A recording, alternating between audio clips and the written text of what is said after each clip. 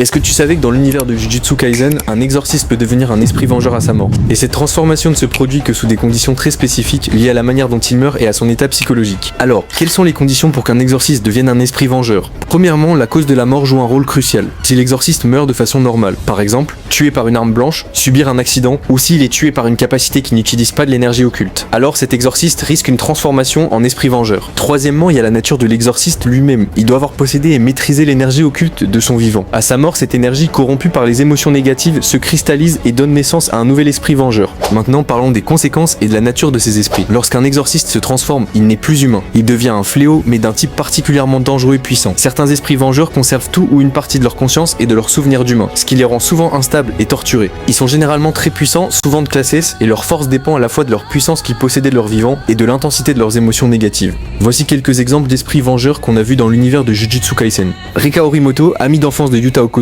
elle est morte dans un accident de la route. Les regrets immenses de Yuta l'ont involontairement maudite et transformée en esprit vengeur. Elle était classée S, surnommée la reine des fléaux. Son pouvoir était directement lié à l'énergie occulte immense de Yuta. Naoya Zenin, il a été tué par un couteau ordinaire après sa défaite contre Maki. Il était mort avec de fortes rancunes et un sentiment d'inachevé, ce qui a déclenché sa transformation. Il est de classe spéciale et a conservé sa technique héréditaire de projection. Si la vidéo t'a appris quelque chose, pense à lâcher un like et à t'abonner pour ne rien rater des prochaines explications sur l'univers de Jujutsu Kaisen. On se retrouve très bientôt pour une nouvelle vidéo.